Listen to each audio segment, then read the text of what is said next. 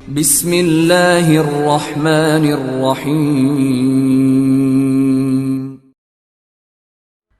سامعین سے گزارش کی جاتی ہے کہ ہمارے دونوں چینلز کے پلیٹ فارم سے جتنی بھی آڈیو بکس کی ریکارڈنگ کمپلیٹ ہو چکی ہے اسے خود بھی سنیں اور زیادہ سے زیادہ شیئر کرنے کی کوشش کریں، اور ہمارے سوشل میڈیا پلیٹ فارم کے لنکس ڈسکرپشن میں دیے گئے ہیں، ہمیں سبسکرائب اور فالو ضرور کریں تاکہ آپ کو ضروری اپڈیٹس ملتے رہیں، اور ہماری ٹیم کی فنانشیل سپورٹ کے لیے پیٹریون کی لنک ضرور چیک کریں۔ جزاک اللہ۔ عقبہ بن نافع عالم اسلام کا ایک عظیم سالار اور فاتح افریقہ۔ مصنف اسلم راہی MA۔ ایپیسوڈ 18۔ عقبہ بن نافع کی طلسمان پر حملہ آور ہونے کی خبر جسٹینین اور گریگری کو اس وقت ان کے مخبروں نے دی جس وقت وہ دونوں قصر کے استبل کے سامنے کسی موضوع پر گفتگو کر رہے تھے۔ جب مخبروں نے یہ اطلاع دی کہ مسلمانوں کا ایک لشکر عقبہ بن نافع کی سرکردگی میں طلسمان شہر پر حملہ آور ہونے کے لیے بڑی تیزی اور برق رفتاری سے شہر کا رخ کیے ہوئے ہے، یہ خبر جسٹینین اور گریگری دونوں کے علاوہ قرطاجنہ کے دیگر رومنوں کے سالاروں کو فکر مند کرنے کے لیے کافی تھی، لہٰذا جس موضوع پر وہ گفتگو کر رہے تھے اس موضوع کو انہوں نے ترک کر دیا، صلاح مشورہ کیا، پھر وہ قصر سے نکل کر بڑی تیزی سے مستقر کر رخ کر رہے تھے۔ اپنے 3 بڑے سالاروں لیو، ہرکیولیس اور اساریان کو انہوں نے مستقر میں ہی ٹھہرا لیا تھا، ان سے صلاح مشورہ کیا گیا۔ لیو کو قرطاجنہ میں ہی لشکر کے ایک حصے کے ساتھ رکھ لیا گیا تھا، جبکہ ہرکیولیس اور اساریان کو ایک لشکر دے کر طلسمان کی طرف روانہ کر دیا گیا، اور ان کی روانگی سے پہلے تیز رفتار قاصد طلسمان شہر کی طرف روانہ کیے گئے، اور وہاں اس وقت خاصا بڑا حفاظتی لشکر تھا۔ اس کے نام یہ پیغام بھجوایا گیا کہ جب عقبہ بن نافع حملہ کرے تو وہ شہر کے اندر محصور رہ کر مسلمانوں کا مقابلہ کرتے رہیں اور محاصرے کو تول دینے کی کوشش کریں۔ اتنی دیر تک رومنوں کا لشکر بھی ان کی مدد کے لیے پہنچ جائے گا، چنانچہ جب ایسا ہوگا تو باہر سے رومن مسلمانوں پر ضرب لگائیں گے، اور پھر شہر کے اندر سے مقامی لشکر جب مسلمانوں پر حملہ آور ہوگا تو اس طریقے سے نہ صرف مسلمانوں سے بہتر طور پر نمٹا جا سکے گا بلکہ طلسمان شہر کے باہر رومنوں اور مقامی لشکری مسلمانوں کو شکست دینے میں کامیاب ہو جائیں گی۔ قاصدوں کے ذریعے طلسمان کے سالاروں کو یہ پیغام بھجوانے کے بعد ہرکیولیس اور اساریان بھی ایک خاصے بڑے رومن لشکر کے ساتھ طلسمان کا رخ کر گئے تھے۔ ہرکیولیس اور اساریان کا خیال تھا کہ جب وہ طلسمان پہنچیں گے تو مسلمانوں نے شہر کا محاصرہ کر رکھا ہوگا، لہٰذا جب وہ باہر سے مسلمانوں کے لشکر پر ضرب لگائیں گے تو شہر کے اندر سے شہر کا قلعے دار اور سپہ سالار بھی لشکر لے کر نکلے گا، اور 2 طرفہ حملوں کی وجہ سے مسلمانوں کو پسپائی اختیار کرنی پڑے گی۔ لیکن ہرکیولیس اور اساریان جب طلسمان کے نواح میں پہنچے تو ان کی حیرت و تشویش کی کوئی انتہا نہ تھی، مسلمانوں کا کوئی لشکر وہاں موجود نہیں تھا۔ چنانچہ جب ہرکیولیس اور اساریان نے اپنے لشکر کو وہاں روکا اور طلسمان کے محافظوں کو جب خبر ہوئی کہ رومنوں کا ایک لشکر ان کی مدد کے لیے آیا ہے، تب شہر کا حاکم جو قلعے دار بھی تھا وہ اپنے سرکردہ لوگوں کے ساتھ باہر نکلا۔ شاندار انداز میں اس نے ہرکیولیس اور اساریان کے علاوہ دوسرے سالاروں کا استقبال کیا۔ اس موقع پر ہرکیولیس بڑی حیرت سے طلسمان کے قلعے دار کو مخاطب کر کے کہنے لگا، مسلمانوں کا ایک لشکر قیروان سے طلسمان پر حملہ آور ہونے کے لیے روانہ ہوا تھا، کیا وہ یہاں آیا ہے اور تم لوگوں نے اسے مار بھگا دیا ہے؟ ہرکیولیس کی اس گفتگو پر طلسمان کے قلعے دار نے حیرت کا اظہار کیا اور کہنے لگا، یہاں تو مسلمانوں کا کوئی لشکر آیا ہی نہیں، آتا تو ہم اس کا ڈٹ کر مقابلہ کرتے، اس لیے کہ طلسمان میں ہمارے پاس ایک بہت بڑا لشکر ہے جس سے ہم مسلمانوں کے مقابلے میں شہر کی خوب حفاظت کر سکتے ہیں۔ قلعے دار کے ان الفاظ پر پہلے تو ہرکیولیس اور اساریان کو کسی قدر حیرت ہوئی، اس کے بعد اپنے آپ کو سنبھالتے ہوئے ہرکیولیس پھر بول اٹھا، جو خبر ہمارے مخبروں نے دی ہے وہ غلط نہیں ہے، مسلمانوں کا لشکر طلسمان کو ہدف بنانے کے لیے واقعی قیروان سے نکلا ہے، ممکن ہے انہوں نے جانی پہچانی شاہراہوں کو استعمال کرنے کے بجائے صحرا کے اندر گمنام راستے اختیار کیے ہوں، جس کی بنا پر انہیں یہاں پہنچنے میں تاخیر ہوئی ہو۔ اس کے بعد قلعے دار کو مخاطب کرتے ہوئے ہرکیولیس مزید کہنے لگا، یہ جو تمہارے جنوب مغرب میں کوہستانی سلسلہ شروع ہو جاتا ہے، میں اور اساریان اپنے حصے کے لشکر کو لے کر ادھر کا ہی رخ کریں گے، وہاں پڑاؤ کریں گے اور قاصدوں کے ذریعے ہمارا تمہارے ساتھ رابطہ رہے گا، اور یہ رابطہ شہر پناہ کے دروازے کے ذریعے ہوگا۔ کوہستانی سلسلے کے اندر کوئی محفوظ جگہ پڑاؤ کرنے کے بعد لشکریوں کو سستانے کا موقع دیں گے، تاکہ جب مسلمانوں کا لشکر یہاں پہنچے اور جنگ کی ابتدا کرے تو اس وقت ہمارے لشکری تھکاوٹ دور کر کے بالکل تازہ دم ہو جائیں۔ قلعے دار نے ہرکیولیس کی تجویز سے اتفاق کیا تھا۔ پھر ہرکیولیس کے کہنے پر قلعے دار اور اس کے ساتھ آنے والے امراء تو واپس طلسمان میں چلے گئے، جبکہ وہ دونوں اپنی لشکر کو حرکت میں لائے۔ طلسمان شہر کے جنوب مغرب میں جو کوہستانی سلسلہ شروع ہو جاتا ہے، اس کے اندر کسی مناسب جگہ جا کر انہوں نے پڑاؤ کر لیا تھا۔ دوسری طرف عقبہ بن نافع نے اس موقع پر ایک راست قدم اٹھایا۔ قیروان سے روانہ ہونے کے بعد وہ طلسمان کی طرف بڑھا۔ اس نے ابھی تھوڑا ہی فاصلہ طے کیا تھا کہ اس کے مخبروں نے اسے یہ اطلاع دی کہ رومنوں کا ایک لشکر طلسمان والوں کی مدد کے لیے پہنچ چکا ہے، لہٰذا کچھ سوچتے ہوئے عقبہ بن نافع نے اپنے لشکر وہیں روک دیے تھے۔ وہ واپس پلٹا۔ طلسمان کا رخ کرنے کے بجائے اس نے افریقہ میں پارسیوں کے 4 قلعوں کا رخ کر لیا تھا۔ مشہور مورخ علامہ ابن خلدون افریقہ میں پارسیوں کے 4 مضبوط اور مستحکم قلعوں کا ذکر کرتے ہیں۔ اول سوس، دوم مسامدہ، سوم دلیلی اور چہرم زرہون۔ پارسیوں کے یہ 4 قلعے بڑے مضبوط اور مستحکم تھے، ساتھ ہی ان کی قوت بڑی مربوط تھی۔ چاروں قلعوں کی حفاظت کے لیے پارسیوں نے ایک ہی لشکر رکھا ہوا تھا، اور لشکر کی تعداد بھی کافی بڑی تھی، اور انہیں حرب و ضرب کے لیے جو چیزیں درکار تھیں وہ انہیں وافر مقدار میں مہیا کی گئی تھیں۔ اس بنا پر آج تک افریقہ میں پارسیوں کے یہ 4 قلعے بڑے مضبوط اور مستحکم تسخیر خیال کیے جاتے تھے۔ گو مجوسی یا پارسی مذہب کی ابتدا ایران میں ہوئی تھی، لیکن ایران ہی سے نکل کر یہ افریقہ میں پہنچا اور پارسیوں نے 4 قلعوں پر قبضہ کر کے وہاں اپنی حکومت قائم کر لی تھی۔ کسی دور میں پارس مذہب ایرانیوں کا قومی مذہب خیال کیا جاتا تھا، جبکہ اس مذہب میں پہلے ایرانی بت پرست تھے اور اس سے بھی پہلے یہ وحدت پرست بھی رہے تھے۔ مجوسیوں یعنی پارسیوں کا یہ اعتقاد ہے کہ شاہ آباد ان کا ابو البشر یعنی بابائے آدم تھا، وہ پہلا بادشاہ اور پہلا پیغمبر تھا، اور یہ اس زمانے کی بات ہے جس کو اصطلاحاً غیر تاریخی یا زمانہ قبل از تاریخ کہتے ہیں۔ پارسیوں کا کہنا ہے کہ اس زمانے میں ایک ذات مطلق کی عبادت ہوتی تھی اور ہزاروں سال تک توحید قائم رہی اور قوم کے اندر پیغمبر بھی مبعوث ہوتے رہے، لیکن پیغمبری دور کے خاتمے پر کفر اور الحاد کا دور شروع ہوا۔ پارسیوں کا کہنا ہے کہ دور نبوت میں لوگ وحدانیت پر قائم رہے، لیکن دور نبوت کے بعد جب دوسری حکومتیں آئیں تو بت پرستی کی ابتدا ہو گئی۔ بت پرستی کرنے والے بادشاہوں میں سب سے پہلے یہ کیومرس کو شمار کرتے ہیں۔ یہ ایران کا پہلا تاجدار خیال کیا جاتا ہے۔ اس کے لقب سے ظاہر ہوتا ہے کہ وہ صرف خدا کی بنجر زمین پر حکمرانی کرتا تھا اور ایران دنیا کی معمولی تمدنی ترقیوں سے بھی محروم تھا۔ اس بنا پر کیومرس نے پہاڑوں کے غاروں کو مسکن بنا لیا اور جانوروں کی کھالیں پہن کر اپنی اور اپنی رعایا کی گزر بسر کیا کرتا تھا۔ وحدانیت کے بعد ایرانی ستارہ پرستی کی طرف مائل ہو گئے۔ آگ کی پوجا کرنے سے پہلے ایرانی آسمان اور ستاروں کو بڑا اہم سمجھتے اور ستاروں کو قبلہ حاجات دو عالم اور مقرب بارگاہ یزدان جانتے تھے، اور ذات باری تعالیٰ کے متعلق خیال کیا جاتا تھا کہ وہ ایک پیکر مجسم ہے اور افلاک کے فرشتے اپنی شکل و صورت میں اس مقدس ذات سے بہت مشابہ ہیں۔ ان کا کہنا تھا کہ یہ ستارے دن کو غائب ہو جاتے ہیں اور بعد میں نمودار ہوتے ہیں، اس لیے انہوں نے 7 بڑے ستاروں کی مورتیں بنا کر مندروں میں رکھیں تاکہ دن کے وقت بھی وہ ستارے ان کے پیش نظر رہیں۔ اگرچہ ستاروں کی تعداد ان گنت تھی، لیکن ان میں سے 7 ستاروں کا اثر بہت زیادہ سمجھا جاتا تھا اور آفتاب ان سب کا شہنشاہ خیال کیا جاتا تھا، لہٰذا سب سے پہلے آفتاب کی پوجا شروع ہوئی اور وہ نور مطلق قرار پایا۔ ایرانیوں کا یہ بھی اعتقاد تھا کہ انبیاء اور حکماء انہی ستاروں کے روپ میں جلوہ گر ہوتے ہیں، اسی بنا پر انہوں نے 7 ستاروں کو اپنا معبود بنا کر بت پرستی کی ابتدا کی تھی۔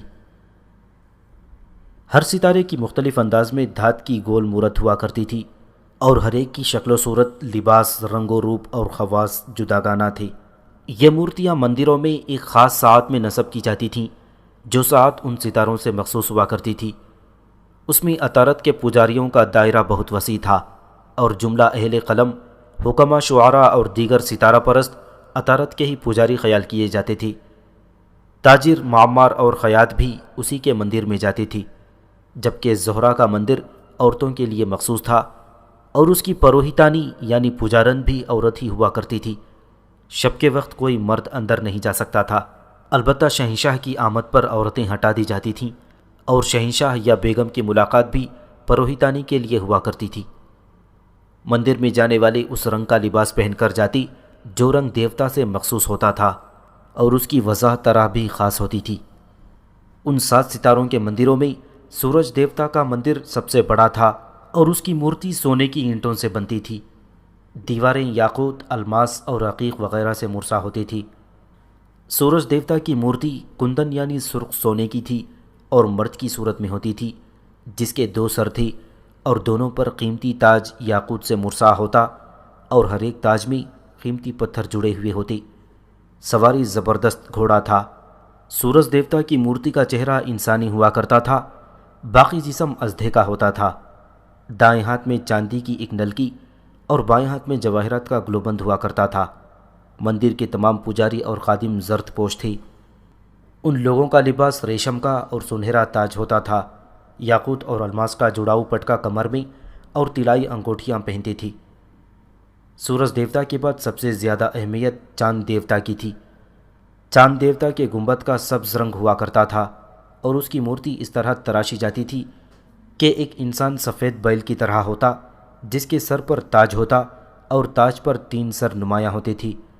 ہاتھ میں کنگن اور گلے میں توق ہوتا تھا۔ دائیں ہاتھ میں ایک یاقوت کی نلکی اور بائیں ہاتھ میں ایک ڈالی ہوا کرتی تھی۔ تمام پجاری سفید اور سبز پوش اور چاندی کی انگوٹھیاں پہنتے تھے۔ جاسوس، قاصد اور ہرکار مسافر اور عوام الناس مندر کے کوچے میں ٹہرا کرتے تھے۔ ہر مندر کے ساتھ ایک باورچی خانہ ہوا کرتا تھا، جس میں ہر وقت دسترخوان بچھا ہوا ہوتا تھا اور طرح طرح کے لطیف کھانے اور مشروب تیار رہتے تھے۔ جس وقت جس کا جو جی چاہے کھائے، کسی قسم کی کوئی روک ٹوک نہ ہوا کرتی تھی۔ اس طرح مندر سے متعلق ایک شفا خانہ بھی ہوا کرتا تھا، جس میں ان امراض کا علاج کیا جاتا تھا جن کا شکار مذکورہ مندر کے پجاری ہوتے تھے۔ مسافروں کے قیام کے لیے بھی ہر مندر کے ساتھ مہمان خانے بنائے گئے تھے۔ سورج اور چاند دیوتاؤں کے علاوہ اس طرح دوسرے ستاروں کے بھی مختلف مندر بنائے گئے تھے۔ جس طرح دیوتا کے پجاریوں کے لیے مخصوص لباس تھا، ہر مندر کا گنبد علیحدہ رنگ کا ہوتا تھا اور مندر کے پجاری بھی مخصوص ہوا کرتے تھے۔ اس طرح ہر مندر میں جو خوشبوئیں جلائی جاتی تھیں وہ بھی مختلف ہوتی تھیں۔ کسی میں زعفران جلایا جاتا تھا، کسی میں عود، کسی میں مستلگی، کسی میں سندروس اور کسی میں حب الفار جلایا جاتا تھا۔ جہاں تک سندل اور زعفران کا تعلق ہے تو اس کے متعلق یہ مشہور ہے کہ عام لوگ جلاتے تھے۔ عود بھی خوشبو کے لیے جلایا جاتا تھا اور یہ نام اکثر و بیشتر استعمال ہوتا ہے۔ جہاں تک مستلگی کا تعلق ہے تو یہ ایک طرح کا درخت ہوا کرتا تھا جو شام، ایشیائے کوچک میں اور آرمینیا اور ان کے ممالک کے نواحی علاقوں میں پایا جاتا تھا۔ قد و قامت میں یہ پیلو کے درخت کے برابر ہوتا تھا جس کی مسواک بنتی تھی۔ اس درخت سے جو قطرے ٹپک کر جمع کیے جاتے تھے وہ ایک قسم کا گوند ہوتا تھا۔ یہ اول درجے کا شمار کیا جاتا تھا اور خوشبو پیدا کرنے کے لیے استعمال ہوتا تھا، اور جو گوند درخت میں شگاف لگا کر پیدا کیا جاتا ہے وہ دوسرے درجے کا شمار ہوتا تھا۔ جہاں تک سندروس کا تعلق ہے تو ہندوستان میں اسے چندروس بھی کہہ کر پکارا جاتا ہے۔ یہ کافور کی طرح کا ایک طرح کا گوند ہوا کرتا تھا جس کا رنگ زرد ہوتا ہے۔ حب الفار بھی ایک درخت ہوا کرتا تھا جو خوشبو کے لیے استعمال ہوتا تھا۔ اس کے متعلق کہنے والوں کا کہنا ہے کہ اس درخت کی عمر 1000 سال ہوا کرتی تھی۔ یونانیوں کے ہاں فار کا درخت نہایت متبرک خیال کیا جاتا ہے۔ اس کی لکڑی سے دستی، چھڑیاں اور ٹوپیاں بنائی جاتی ہیں۔ پتے نہایت خوشبودار ہوتے تھے اور متعدد امراض میں بھی یہ استعمال ہوتا ہے۔ جہاں تک آخری خوشبو میعا کا تعلق ہے تو یہ بھی ایک درخت کا گوند ہوا کرتا تھا اور یہ شام میں پیدا ہوتا تھا۔ اس کو جوش دے کر منجمد کر لیا جاتا تھا اور یہ خوشبودار روغن شام سے ایران آیا کرتا تھا۔ پھر ایسا ہوا کہ ایرانی بت پرستی سے آتش پرستی کی طرف مائل ہو گئی۔ اس کی وجہ یہ ہوئی تھی کہ ایرانیوں کا دوسرا بادشاہ ہوسنگ ایک روز اپنے کچھ مصاحبوں کے ہمراہ کوہستانی سلسلے کے اوپر تھا۔ اس وقت وہ تفریح تباہ کے لیے ادھر ادھر چہل قدمی کر رہا تھا کہ اس موقع پر ایک خوفناک اژدہا نمودار ہوا جس کے منہ سے دھواں نکل رہا تھا۔ مورخین کا کہنا ہے کہ اس اژدھے کے سر پر 2 آنکھیں چشمہ خون کی طرح چمک رہی تھیں۔ چونکہ اس وقت ایران کے بادشاہ اور اس کے مصاحبوں کے پاس اسلحہ نہیں تھا، اس لیے اس اژدھے کو دیکھتے ہی اس پر پتھراؤ کر دیا۔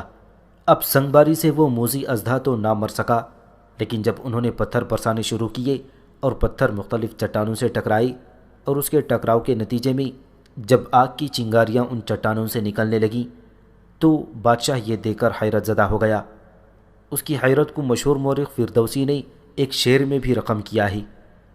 چنانچہ وہ چنگاریاں دیکھ کر ہوسنگنے چٹانوں سے پھوٹنے والی آگ کو اس نے قابل پرستش سمجھا اور آگ کے شعلے کو نور یزدانی خیال کیا۔ کہا جاتا ہے کہ اس پر اس نے خدا کی تعریف کی اور اسی شب پہاڑ میں آگ جلا کر اپنے ندیموں کے ذریعے بادہ بوشی شروع کر دی اور اس یوم مسرت کا نام جشن صدا رکھا گیا۔ اس دن صرف آگ کی پوجا پاٹ شروع ہو گئی، لیکن اسی زمانے میں چخماق سے آگ نکالنے کا طریقہ بھی جاری ہوا تھا۔ اس کے بعد آگ کی پوجا پاٹ کرنے کے لیے آتش کدے تعمیر ہونے لگے تھی۔ اس کی مملکت میں جو پہلا آتش کدہ تعمیر ہوا وہ خوارزم میں تھا۔ ان کی تعمیر کردہ آتش کدوں کے اندر آگ روشن کی گئی۔ عموماً ہر آتش کدے کے اندر آذر کا لفظ ضرور استعمال ہوتا تھا۔ فارسی زبان میں آگ کے متعدد ناموں میں سے ایک نام آذر بھی تھا، اور اسی بنا پر ہر آتش کدے میں لفظ آذر استعمال ہوتا ہے۔ ان کے مشہور آتش کدوں کے نام آذر نوش، آذر آبان، آذر خزبن، آذر کیوان تھے۔ آتش کدے عموماً 3 قسم کے ہوا کرتے تھے اور ان کے اندر آگ بھی 3 طرح کی جلتی تھی۔ ایک طرح کے آتش کدوں کو کشپ نام دیا جاتا تھا۔ ان میں جلنے والی آگ کو یوں سمجھا جاتا تھا کہ وہ شعلہ خیز ہے اور اس کی تڑپ اور لپٹ کسی بھی وقت کم نہ ہو کہ گویا وہ زمین پر بجلی گرا جاتی ہے، اور اسی مناسبت سے اس قسم کے آتش کدوں کو گشپ کا نام دیا جاتا تھا۔ اس طرح کے آتش کدے عموماً لشکریوں کے لیے مخصوص ہوتے تھے۔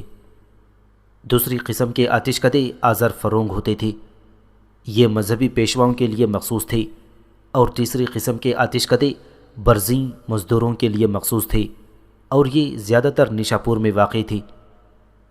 پارسیوں کے ہاں آگ پر ایمان لانا جزوی مذہب تھا، لہٰذا آگ کی تعظیم مختلف طرح سے کی جانے لگی۔ ایک طریقہ یہ تھا کہ مقدس اسماء باری تعالیٰ کی طرح آگ کی بھی قسمیں کھاتے تھے، اور احترام کا دوسرا طریقہ یہ تھا کہ سنگین جرائم کے ملزم کو جلتی ہوئی آگ کے اندر گزارا جاتا تھا۔ بعد میں جب اس قوم کی اصلاح کے لیے زرتشت کا ظہور ہوا تو اس نے لوگوں کو ایک خدا کی بندگی اور عبادت کی طرف بلایا، لیکن مجوسیت ختم نہ ہو پائی۔ اس ایرانی شہنشاہ کا نام زرتشت، ماں کا نام وغدیہ اور نانا کا نام فراہ میرا تھا۔ زرتشت کی ماں رے شہر اور باپ آذربائیجان کا رہنے والا تھا۔ اس نے نہ صرف لوگوں کو وحدانیت کا درس دیا بلکہ اس نے رسول اقدس صلی اللہ علیہ وسلم کی آمد کی پیشن گوئی بھی آپ صلی اللہ علیہ وسلم کا نام لے کر واضح طور پر کی تھی۔ بہرحال اسی ایران سے مجوسی یا آتش پرستی کا مذہب افریقہ میں پہنچا، اور مجوسیوں یعنی آتش پرستوں نے 4 مضبوط اور مستحکم قلعوں پر قبضہ کر کے ایک نہایت ہی مضبوط لشکر بھی تیار کر رکھا تھا، جس سے وہ اپنے ان قلعوں کی حفاظت کا سامان کیا کرتے تھے۔ چنانچہ طلسمان شہر کو اس کے حال پر چھوڑتے ہوئے عقبہ بن نافع نے اپنے لشکر کے ساتھ بڑی برق رفتاری سے مجوسیوں کے انہی 4 قلعوں کا رخ کیا تھا۔ عقبہ بن نافع اپنے سالاروں اور لشکریوں کے ساتھ جب آتش پرستوں کے قلعوں کے قریب گیا تب آتش پرستوں کو بھی خبر ہو گئی تھی کہ مسلمان ان پر حملہ آور ہونے کے لیے بڑی برق رفتاری سے ان کا رخ کیے ہوئے ہیں۔ چنانچہ انہوں نے قلعوں کے اندر جو ان کے لشکر تھے انہیں اکجا کر لیا۔ انہیں ایک بڑے اور بہادر سالار کی سرکردگی میں دینے کے بعد کھلے میدانوں میں انہوں نے مسلمانوں کا مقابلہ کرنے کا تہیہ کر لیا تھا۔ دراصل ان قلعوں کے اندر مجوسیوں کی بہت بڑی عسکری طاقت اور قوت تھی۔ اسی پر افریقہ کے ان پرکشش قلعوں میں بسنے والے مجوسیوں پر آج تک رومنوں کو بھی حملہ ہونے کی جرأت نہ ہوئی تھی۔ گو رومن یہ بڑی خواہش رکھتے تھے کہ افریقہ میں دور تک اپنی سلطنت کے پر پھیلاتے جائیں، لیکن مجوسیوں پر حملہ آور ہونے کی بھی وہ ہمت نہیں کر سکے تھے۔ مجوسیوں کی بھی خبر تھی کہ مسلمان گزشتہ کئی جنگوں میں رومنوں کو بدترین شکستیں دیتے چلے آئے ہیں، لیکن انہیں امید تھی کہ رومن تو ایک طرف رہ گئے، مسلمان جب ان سے ٹکرائیں گی تو انہیں پسپائی کے سوا کچھ نہیں ملے گا۔ چنانچہ اپنے سارے عساکر کو یکجا کر کے اور خم ٹھونک کر مجوسیوں کا لشکر کھلے میدانوں میں مسلمانوں کے مقابل آ گیا۔ جو ہی مسلمانوں کا لشکر وہاں پہنچا، مجوسیوں نے اپنے لشکر کے اندر جنگ کی ابتدا کرنے کے لیے بڑے بڑے طبل بجوانے شروع کر دیے تھی، ساتھ ہی اپنے لشکر کی تقسیم کا کام بھی شروع کر دیا تھا۔ دوسری طرف عقبہ بن نافع بھی آتے ہی جنگ کرنے کے لیے تیار ہو گیا تھا۔ اپنے پڑاؤ کی ہر چیز کو اس نے لشکر کے پیچھے جمایا۔ لشکر کو 3 حصوں میں تقسیم کیا گیا۔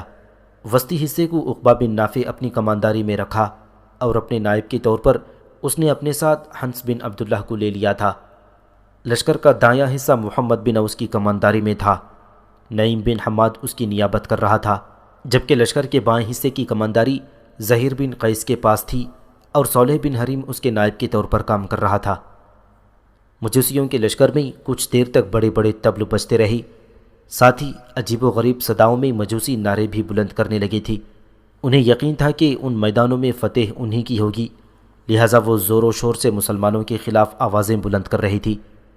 اس موقع پر انہیں ایک اور حوصلہ مندی کی وجہ ہاتھ آئی، اور وہ یہ کہ انہوں نے یہ بھی دیکھا کہ ان کے مقابلے میں مسلمانوں کے لشکر کی تعداد کم ہے، لہٰذا وہ لمحوں کے اندر مسلمانوں کو مار بھگا دیں گے۔ یہ صورتحال دیکھتے ہوئے مجوسیوں کے سالار اعلیٰ نے خود جنگ کی ابتدا کرنے کا تہیہ کر لیا۔ چنانچہ وہ اپنے لشکر کے ساتھ مسلمانوں پر حملہ آور ہو گیا تھا۔ کھلے میدانوں میں دونوں لشکر ایک دوسرے سے ٹکرائے تھے، اور اس ٹکراؤ کے نتیجے میں ہر کوئی موت کی خاموشی بن کر دوسرے کی زیست کا رس نچوڑنے کی کوشش کرنے لگا تھا۔ قبر کسی تاریک کہانیوں میں قضا ہلاکتوں کے نشانات صبر کرنے لگی تھی۔ میدان جنگ میں چاروں طرف بدبختی کی گھاتیں، پاتال اور پستی کی ذلتیں ناچ اٹھی تھیں۔ تھوڑی دیر تک دونوں لشکروں کے درمیان ہلاکت خیز اور ہولناک جنگ ہوتی رہی۔ مجوسی حیران اور پریشان تھے کہ بڑا لشکر رکھنے کے باوجود وہ مسلمانوں کو پسپا کرنے میں کامیاب کیوں نہیں ہوئے۔ انہوں نے بار بار طرح طرح کے خوفناک نعرے بلند کرتے ہوئے زوردار حملے عقبہ بن نافع، زہیر بن قیس اور محمد بن اوس پر کیے تھے، لیکن انہیں حیرت اور تعجب ہوا کہ اپنی پوری طاقت صرف کرنے کے باوجود وہ مسلمانوں کو پسپا نہ کر سکے۔ دوسری طرف اپنے لہو کا صدقہ دیتے مجاہد شعاعوں کے ماورائی سفر کی طرح مجوسیوں پر حملہ آور ہوتے ہوئے ان کی تعداد بڑی تیزی سے کم کرنے لگی تھی۔ جس طرح خوفناک بے روک بگولے چٹانوں پر اپنے عکس ثبت کرتے ہیں، بالکل اسی طرح اپنی جان ہتھیلی پر رکھ کر جنگ کے میدان میں اترنے والے مجاہد ایک صف سے دوسری صف یلغار کرتے اور دشمن کی تعداد کو کم کرتے آگے بڑھتے رہے، یہاں تک کہ اپنے جان لیوا حملوں کی وجہ سے انہوں نے نہ صرف دشمن کے اندرونی قطاروں کو بلکہ پچھلی صفوں کے اندر بھی ایک بحران اور ایک ہیجان کھڑا کر کے رکھ دیا تھا۔ جنگ طول پکڑنے لگی تھی۔ میدان جنگ میں مجوسیوں کے لشکروں کی لاشیں لا تعداد انداز میں جمع ہونا شروع ہو گئی تھیں، اور اس صورتحال نے مجوسیوں کے لشکریوں میں بزدلی پیدا کر دی تھی، اور ان کے جذبے بڑی تیزی سے سلیب کی خون آلود باہوں اور زہر آلود پستیوں کی طرح، اور ان کے ولولے اور حوصلے اہانت تراشتے لمحوں سے بھی ابتر ہونا شروع ہو گئی تھی۔ مجوسیوں کے سالار اعلیٰ اور اس کے تحت کام کرنے والے چھوٹے اور سرکردہ سالاروں نے جب اندازہ لگایا کہ مسلمان تعداد میں کم ہونے کے باوجود بڑی تیزی سے ان کے لشکر کو رونتے چلے جا رہے ہیں، تو انہوں نے اپنا آخری حربہ استعمال کیا اور پشت پر اپنے قلعے کے اندر ایک محفوظ لشکر بالکل تیار اور مستعد رکھا ہوا تھا، وہ قلعے سے نکالا گیا۔ وہ محفوظ لشکر بھی خاصا بڑا تھا، اس کے علاوہ وہ تازہ دم تھا، اور مسلمانوں پر حملہ آور ہو کر مجوسیوں نے ایک طرح سے اپنی کامیابیوں کو یقینی بنانے کی کوشش کی۔ چنانچہ اس لشکر کو قلعے سے نکالنے کے بعد آگے رکھا گیا، اور پھر وہ تازہ دم مجوسی منزلوں کو پابا زنجیر کرتے فلاکتوں کے اندھے بگولوں کی طرح حرکت میں آئی تھی۔ بیابانوں کے سارے تنکے بکھیرتے سوگ کی کرب خیزیوں، زندگی کے بدترین گوشوں، وسوسوں، اندیشوں، وہموں اور خطرات کے منجدار کھڑے کرتے طوفانوں کی طرح مسلمانوں پر ٹوٹ پڑی تھی۔ دوسری طرف عقبہ بن نافع، محمد بن اوس اور زہیر بن قیس اور ان کے ساتھ کام کرنے والے سالاروں نے بھی دیکھ لیا تھا کہ اپنی کامیابی کو آخری شکل دینے کے لیے مجوسی ایک نئے لشکر کو میدان میں لائے ہیں۔ تب آسمان کی فصیلوں، ستاروں کے مدار اور مہتاب کی پیشانی پر کمند ڈالنے والے مسلمان سالاروں اور لشکریوں نے ایک نئے اسلوب کے ساتھ ترکتاز کرنے اور انوکھی عظمت اور عزم کا مظاہرہ کرنے کا تہیہ کر لیا تھا۔ اس مقصد کو حاصل کرنے کے لیے سب سے پہلے محمد بن اوس حرکت میں آیا۔ اپنے طے شدہ منصوبے کے تحت شروع ہی میں اس نے جرأت اور بے باکی سے بھرپور تکبیریں بلند کیں۔ اس کے بعد اپنے حصے کے لشکر کو سمیٹتا ہوا وہ دشمن کے پہلو کی طرف بڑھا اور پھر مجوسیوں کے لشکر کے پہلو پر محمد بن اوس خونی لمحوں کے بھور میں پھیلتے بے کراں ہراس کی طرح حملہ آور ہو گیا تھا۔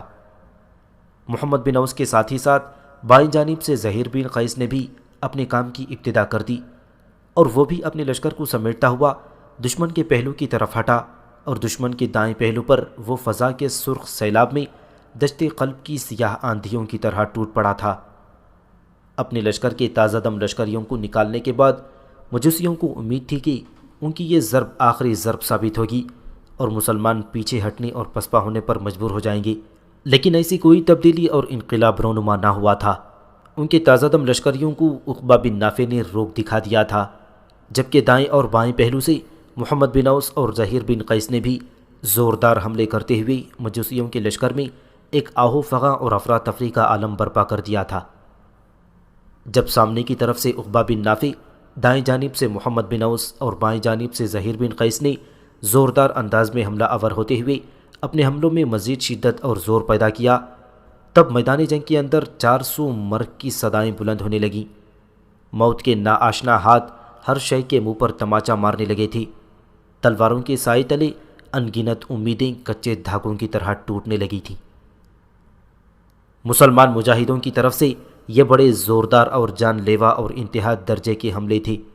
مجوسیوں نے اپنی طرف سے پوری کوشش کی کہ ان حملوں کو روک کر ایک بار پھر نئے انداز اور نئے عزم کے ساتھ مسلمانوں پر ضرب لگائیں گے، لیکن ان کے کسی حربے، کسی جتن، کسی عزم اور ارادے کو مسلمان مجاہدوں نے کامیاب نہ ہونے دیا، اور جب عقبہ بن نافع، محمد بن اوس اور زہیر بن قیس کی طرف سے لمحہ بلمحہ حملوں میں تیزی اور شدت آتی چلی گئی، تو اسی شدت کے ساتھ ساتھ بڑی تیزی کے ساتھ مجوسیوں کے لشکر کی حالت بھی پستی کے منجدھار، شکستوں کے غبار، اندھیری راتوں کی تلخی، دشت کی ویرانیوں، مرہم کو ترستے زخموں اور پابہ زنجیر منزلوں سے بھی زیادہ عبرت خیز ہو گئی تھی۔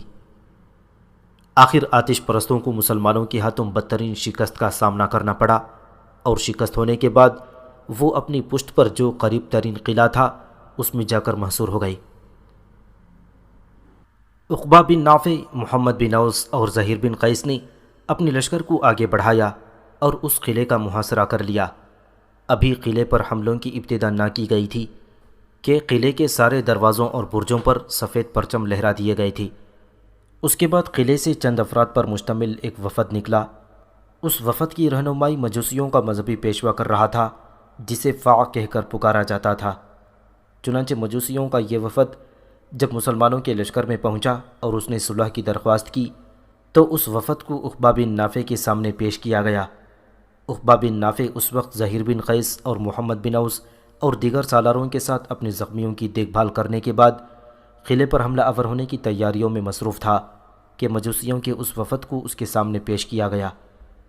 عقبہ بن نافع اور دوسرے سالار بڑے خوشکن انداز میں ان سے ملے، اور جب مجوسیوں کے وفد کے سربراہ یعنی مغنی مسلمانوں سے صلح کی درخواست کی، تب اس کی صلح کو قبول کر لیا گیا، اور مغنی اپنی طرف سے مسلمانوں کے سامنے یہ پیشکش کی کہ آنے والے دور میں مجوسیوں کے وہ چاروں قلعے مسلمانوں کو خراج دیں گے، مسلمانوں کے مطیع اور فرمان بردار بن کر رہیں گے، اور افریقہ کی سرزمینوں میں کسی بھی موقع پر مسلمانوں کے دشمنوں سے الحاق نہیں کریں گے۔ چونکہ مجوسیوں نے خراج دینے اور مسلمانوں کا مطیع اور فرمان بردار رہنے کا اظہار کر لیا تھا، لہٰذا ان کے ساتھ صلح کو آخری شکل دے دی گئی تھی۔ جب عقبہ بن نافع نے ان کی صلح کی درخواست کو قبول کر لیا، تب مغ کی خوشی کی کوئی انتہا نہ تھی۔ آگے بڑھ کر اس نے عقبہ بن نافع کے دونوں ہاتھ تھام لیے تھے، بڑی ممنونیت اور شکر گزاری کا اظہار کیا۔ اس موقع پر مغنی ڈرے ڈرے سہمے سہمے انداز میں عقبہ بن نافع کو مخاطب کر کے پوچھا، میں دیکھتا ہوں کہ آپ کے لشکر میں کوئی آگ نہیں جل رہی، کیا آپ لوگ آگ کی پرستش نہیں کرتے؟ مغ کے ان الفاظ کے جواب میں عقبہ بن نافع کے چہرے پر تلخ اور طنزیہ سی مسکراہٹ نمودار ہوئی۔ کہنے لگا، ہم خالق کی بندگی اور عبادت کرتے ہیں، مخلوق کی پرستش نہیں کرتے۔ میں جانتا ہوں تم لوگ آگ کو روح کائنات اور خالق اعظم سمجھ کر اس کی پوجا کرتے ہو، لیکن اسلام کی روح سے یہ شرک عظیم ہے۔ آگ محض ایک توانائی ہے اور قدرت کی نشانیوں میں سے ایک ہے، اور پھر آگ پر انسانی غلبے نے بنی نوع انسان کی تاریخ بدل دی ہے، اور اب انسان آگ کو مختلف صورتوں میں استعمال کرنے لگا ہے۔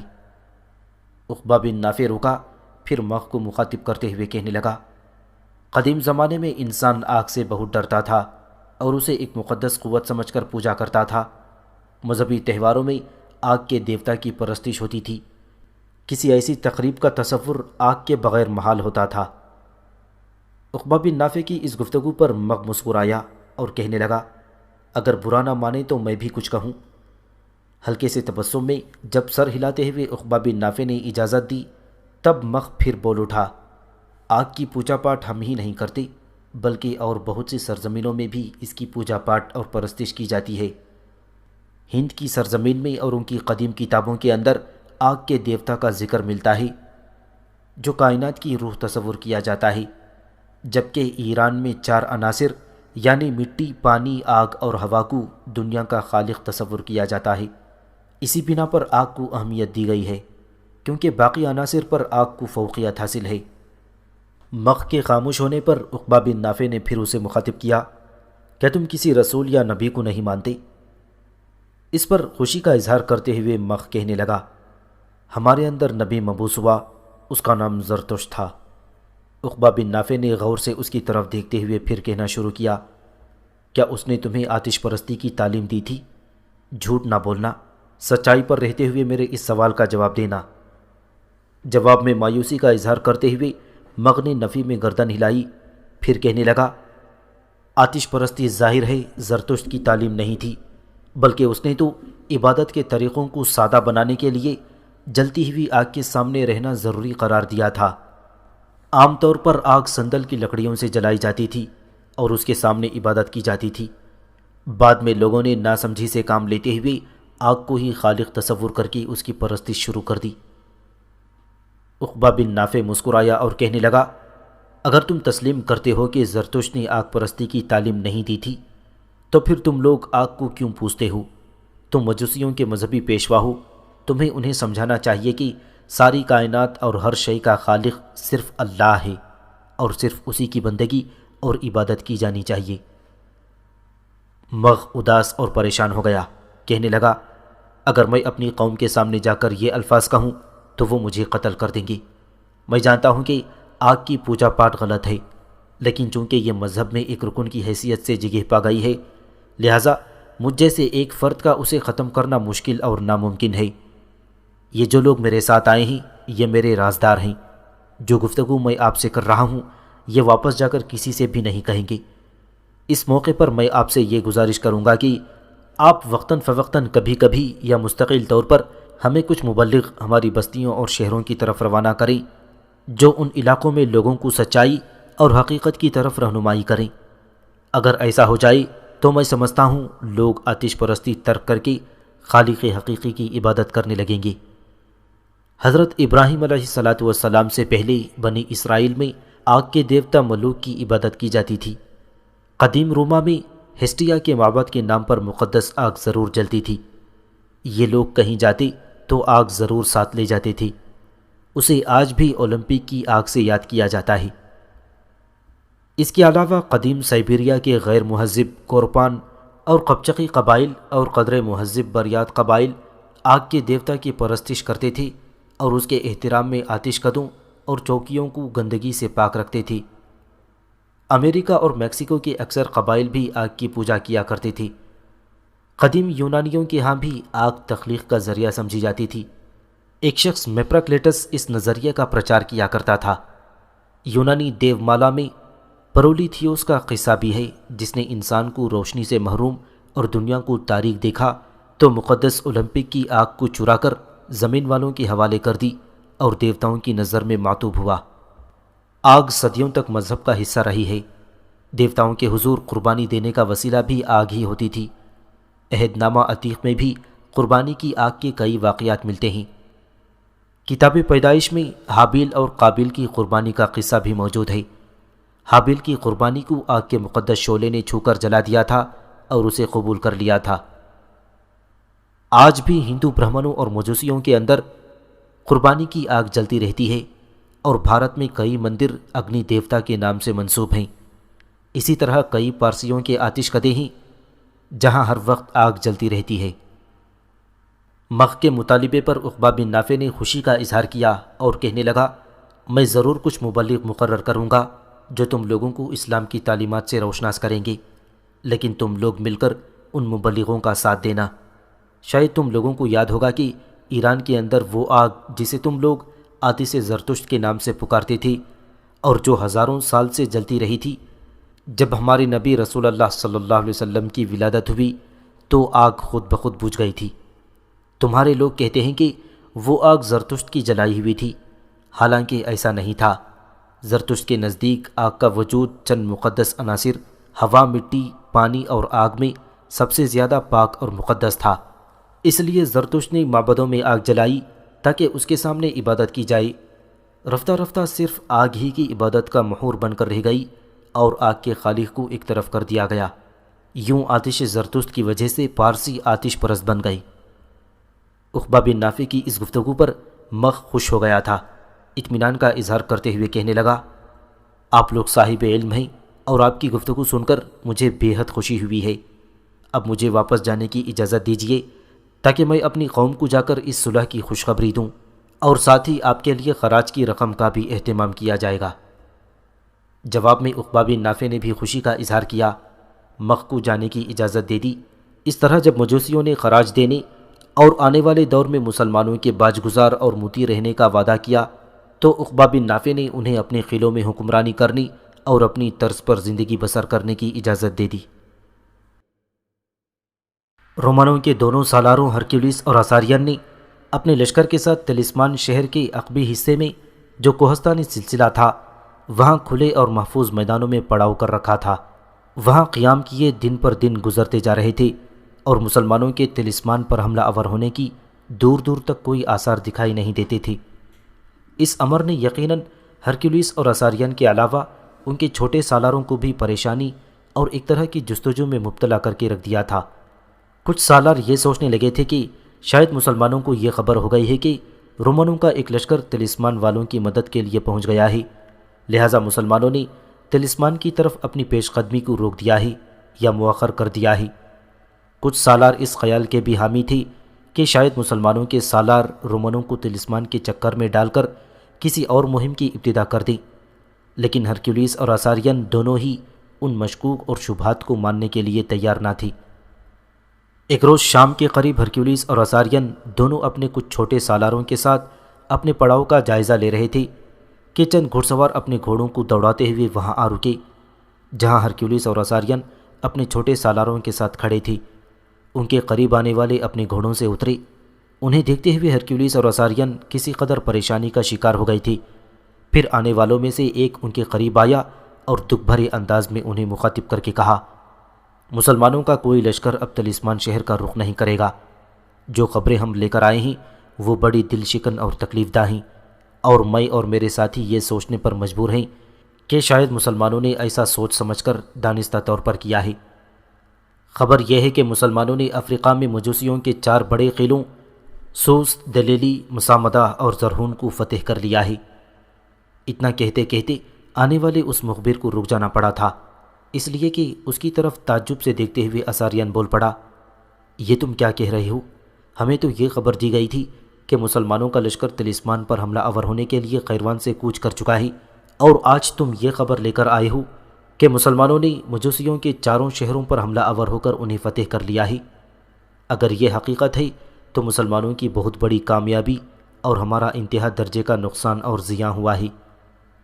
اساریان جب خاموش ہوا تب ہرکیولیس بھی کچھ کہنا چاہتا تھا کہ وہی مخبر پھر بول اٹھا، اس میں کوئی شک نہیں کہ جو خبر ہمارے پہلے مخبر لائی تھی وہ حقیقت اور سچائی پر مبنی تھی۔ یقیناً مسلمانوں کا سپہ سالار عقبہ بن نافع ایک خاصا بڑا لشکر لے کر تلسمان پر حملہ آور ہونے کے لیے قیروان سے نکلا تھا۔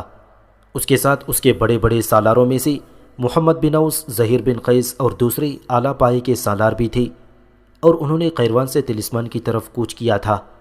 کچھ فاصلہ بھی طے کیا تھا، پھر نہ جانے کیا ہوا کہ مسلمانوں کا سالار اچانک پلٹا۔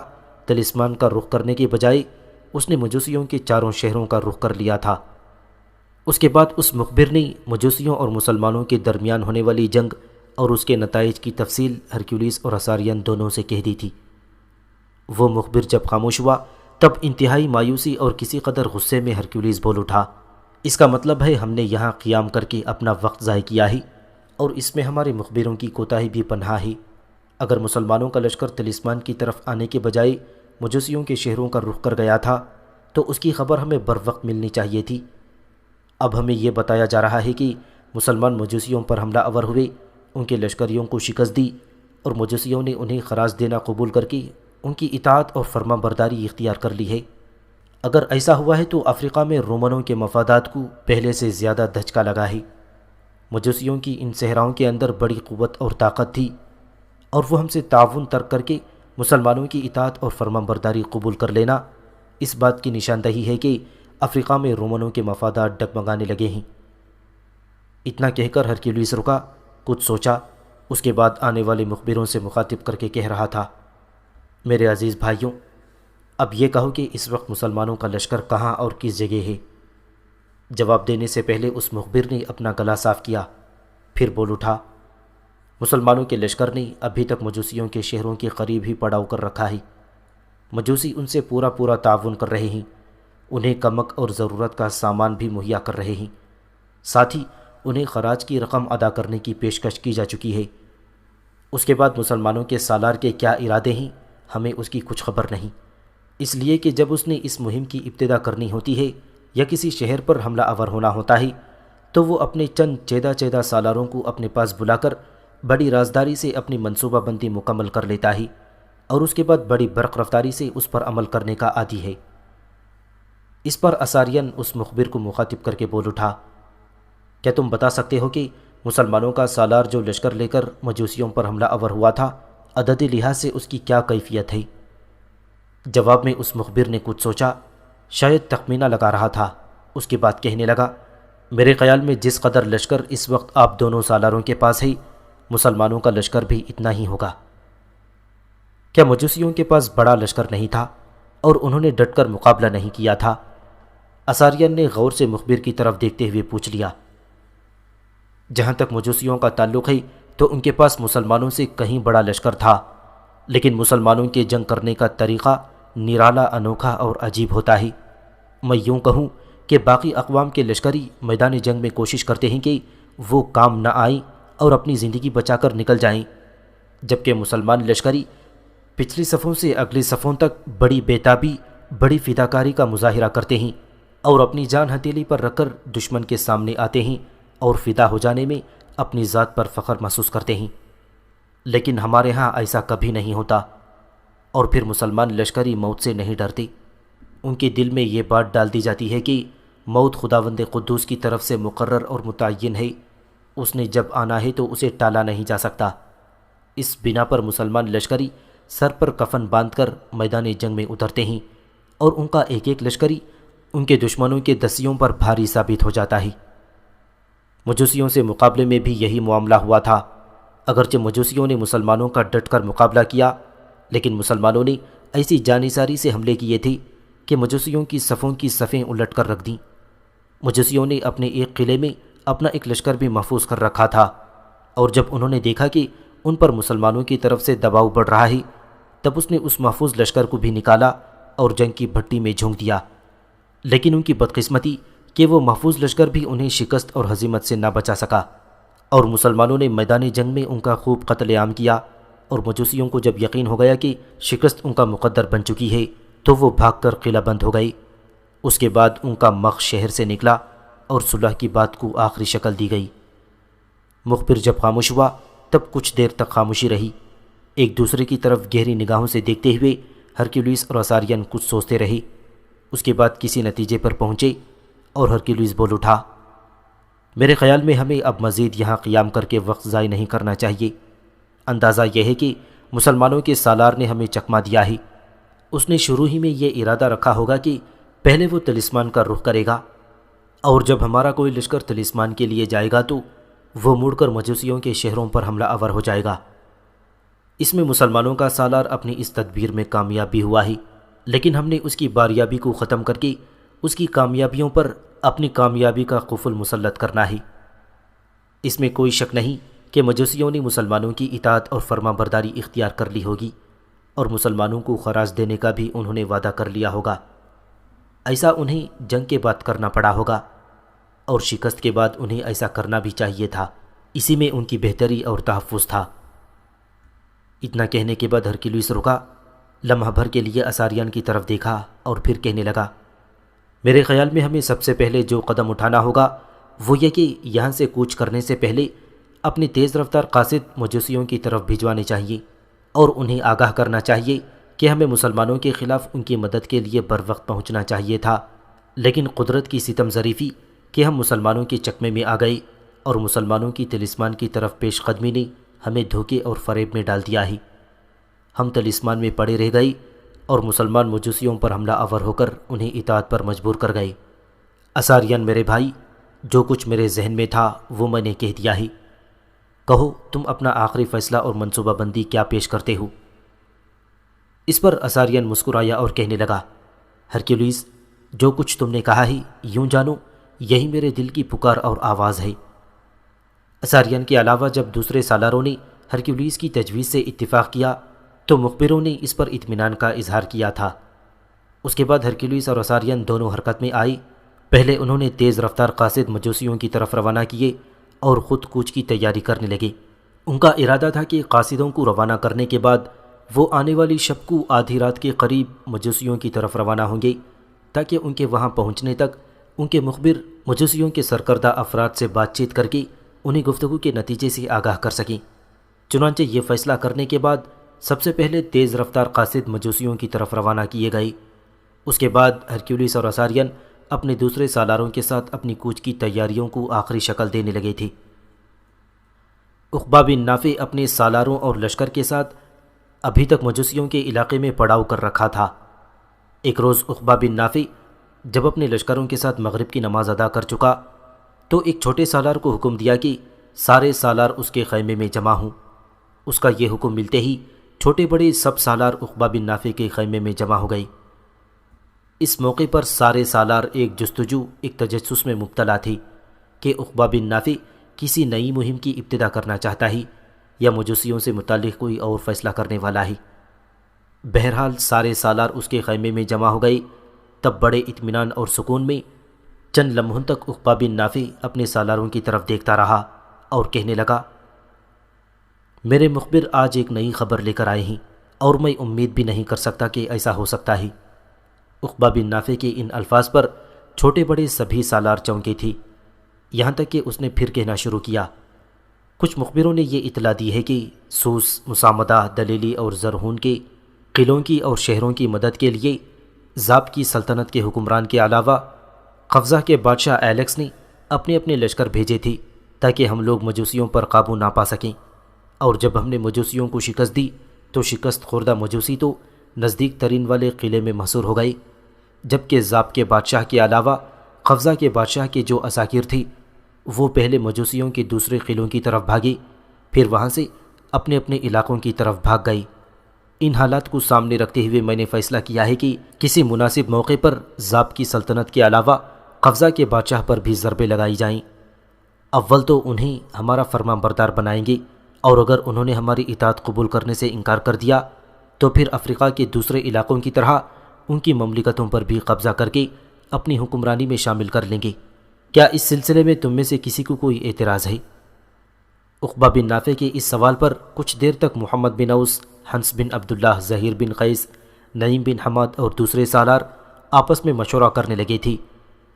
ان سب کی نمائندگی کرتے ہوئے زہیر بن قیس بول اٹھا، امیر، آپ کا کہنا درست ہے، زاب کی سلطنت کے علاوہ قفزہ کے حکمرانوں پر ہمیں ضرب ضرور لگانی چاہیے، لیکن مناسب موقع پر، اس لیے کہ مجوسیوں کو ہم نے ابھی زیر کیا ہے، انہوں نے خراج دینے کا وعدہ کیا ہے، ساتھ ہی وہ اطاعت اور فرمانبرداری اختیار کر رہے ہیں۔ میرے خیال میں آج نہیں تو کل یہ خراج کی پہلی قسط ادا کر دیں گے۔ اس کے بعد ہم سب کا خیال ہے کہ یہاں سے تیز رفتاری کے ساتھ کوچ کیا جائے اور زاب اور قفزہ پر حملہ آور ہونے سے پہلے طلسمان کا رخ کیا جائے۔ زہیر بن قیس یہیں تک کہنے پایا تھا کہ رک گیا۔ اس کے بعد عقبہ بن نافع کے کچھ نوجوان نمودار ہوئے۔ وہ مسلمانوں کے مخبر تھے۔ انہیں دیکھ کر عقبہ بن نافع ہی نہیں بلکہ باقی سالار بھی چونکی تھی۔ چونکہ عقبہ بن نافع نے جب انہیں اندر آنے کے لیے کہا تو وہ خیمے میں داخل ہو کر ایک جگہ بیٹھ گئی۔ پھر انہیں عقبہ بن نافع نے مخاطب کر کے کہا، گو ہم سب ایک اہم موضوع پر گفتگو کر رہے تھے، لیکن تمہاری آمد بھی بڑی اہمیت کی حامل ہے، کہو تم کیا کہنا چاہتے ہو؟ اس پر آنے والوں میں سے ایک عقبہ بن نافع کو مخاطب کر کے کہنے لگا، امیر، رومنوں کو شروع میں یہ خبر پہنچی تھی کہ ہم طلسمان پر حملہ آور ہونے والے ہیں، لہٰذا انہوں نے اپنے 2 سالاروں ہرکیولیس اور اساریان کی سرکردگی میں ایک بہت بڑا لشکر طلسمان کی مدد کے لیے روانہ کیا تھا۔ رومنوں کا وہ لشکر طلسمان کی پشت پر جو کوہستانی سلسلہ ہے اس کے اندر کئی دن تک پڑاؤ کیے رکھا۔ پھر اچانک ان مخبروں نے یہ اطلاع دی کہ مسلمان طلسمان کو فراموش کر کے مجوسیوں کے شہروں پر حملہ آور ہونے کے لیے مجوسیوں کے شہروں پر حملہ آور ہوئے اور انہیں شکست دے کر انہیں اپنا مطیع اور فرما بردار بنا لیا ہے۔ لہٰذا رومنوں کے دونوں سالاروں ہرکیولیس اور اساریان کو اس خبر نے حیران اور ششدر کر کے رکھ دیا۔ چنانچہ وہ اپنا لشکر لے کر طلسمان سے نکلے اور ان علاقوں کا رخ کر رہے ہیں، اور اپنے آگے انہوں نے اپنے کچھ قاصد بھی پارسیوں کی طرف روانہ کر دیے ہیں تاکہ ان سے بات چیت کر کے ہمارے خلاف ایک محاذ بنایا جائے۔ رومن چاہتے ہیں کہ باہر سے ہم پر حملہ آور ہوں اور اپنے قلعوں سے نکل کر مجوسی ہم پر ضرب لگائیں، اس طرح ان حملوں کے باعث مسلمانوں کو شکست سے دوچار کیا جائے۔ اتنا کہنے کے بعد جب مخبر رکا تب پہلے تو عقبہ بن نافع نے آنے والے ان جاسوسوں کا شکر ادا کیا، پھر انہیں مخاطب کر کے کہنے لگا، میرے عزیز ساتھیوں، اب تم سب جا کر آرام کرو، اس کے بعد حسب سابق اپنے کام میں لگ جانا۔ میں نے اپنے سارے سالاروں کو جو اپنے خیمے میں جمع کیا ہے تو اب میں ان سے طلسمان کے متعلق ہی فیصلہ کروں گا۔ عقبہ بن نافع کے کہنے پر وہ مخبر خیمے سے نکل گئے تھے اور ان کے جانے کے بعد کچھ دیر خاموشی رہی، یہاں تک کہ عقبہ بن نافع نے پھر اپنے سالاروں کو مخاطب کر کے کہنا شروع کیا، اگر رومنوں کا لشکر ہرکیولیس اور اساریان کی سرکردگی میں طلسمان سے ان علاقوں کا رخ کر رہا ہے تو ہم رومنوں کو مزید حیرت اور تجسس میں ڈالیں گے۔ آج ہی رات عشاء کے بعد ہم یہاں سے کوچ کریں گے اور طلسمان کا رخ کریں گے۔ رومنوں کا لشکر یقیناً سفر کرتے ہوئے مجوسیوں کے شہروں اور قلعوں کا رخ کرے گا، جو کاروانی نوعیت کا ہوگا، جس پر عموماً قافلے اور مسافر سفر کرتے ہیں، لیکن ہم اس شاہراہ کا رخ کریں گے، اس شاہراہ کے متوازی صحرا کے اندر رہتے ہوئے انجانے راستوں پر ہم طلسمان کا رخ کریں گے۔ میں چاہتا ہوں کہ جس وقت رومنوں کا لشکر مجوسیوں کے شہروں کے پاس پہنچے اس وقت تک ہم صحرا کے اندر یلغار کرتے ہوئے اپنی رفتار کے ساتھ اپنے سامنے مسافتوں کو سمیٹتے ہوئے طلسمان پہنچ جائیں گے۔ رومنوں کے لشکر نے مجوسیوں کے ہاں ہی قیام کیا ہوا ہے تو ہم طلسمان پر قبضہ کرنے میں کامیاب ہو جائیں گے۔ اگر ہم ایسا کر گزریں تو ساتھیوں یاد رکھنا کہ یہ ہماری طرف سے رومنوں کی کمر پر ایک کاری ضرب ہوگی۔ اس کے علاوہ طلسمان ایک اہم شہر ہے اور اس پر قبضہ کرنے سے نہ صرف ہمارے علاقوں میں اضافہ ہوگا بلکہ ہماری دفاعی حیثیت مضبوط اور مستحکم ہو کر رہے گی۔ عقبہ بن نافع کے سارے سالاروں نے عقبہ بن نافع کی تجویز سے اتفاق کیا تھا۔ اس کے بعد وہ کچھ دیر سوچتا رہا، یہاں تک کہ پھر استفہامیہ انداز میں اس نے اپنے سالاروں کو مخاطب کیا، میرے عزیز ساتھیوں، یہ کہو کہ مجوسیوں کے بارے میں تمہارا کیا خیال ہے؟ جس وقت ہم اپنے لشکر کے ساتھ کوچ کرتے ہیں اور طلسمان کا رخ کرتے ہیں اور ہماری جگہ رومنوں کا لشکر یہاں پہنچتا ہے تو کیا ہمارے جانے کے بعد یہ مجوسی رومنوں کے ساتھ اتحاد کر لیں گے اور جو خراج دینے کا وعدہ انہوں نے ہم سے کیا ہے اس پر قائم رہیں گے؟ میرا ارادہ تھا کہ خراج کی رقم وصول کرنے کے بعد یہاں سے اپنے شہر قیروان کا رخ کیا جائے، لیکن اب حالات چونکہ تبدیل ہو گئے ہیں، لہٰذا آج ہی رات ہمیں یہاں سے کوچ کرنا ہے اور طلسمان کا رخ کرنا ہے۔ میرے خیال میں طلسمان کو فتح کرنے کے بعد اپنے کچھ قاصد مجوسیوں کی طرف روانہ کیے جائیں اور ان سے خراج کا مطالبہ کیا جائے، پھر دیکھیں گے کہ رومنوں کے یہاں آنے کے بعد ان مجوسیوں کا کیا عمل ہوتا ہے۔ عقبہ بن نافع کی اس تجویز سے سب سالاروں نے اتفاق کیا تھا۔ اس کے بعد عقبہ بن نافع اٹھ کھڑا ہوا، سارے سالاروں کے ساتھ باہر آ گیا، کھانے کا اہتمام کیا گیا۔ اس کے بعد لشکرگاہ کی ہر چیز کو سمیٹ کر آندھی اور طوفان کی طرح عقبہ بن نافع طلسمان کا رخ کر رہا تھا۔ اللهم اجعل في قلبي نورا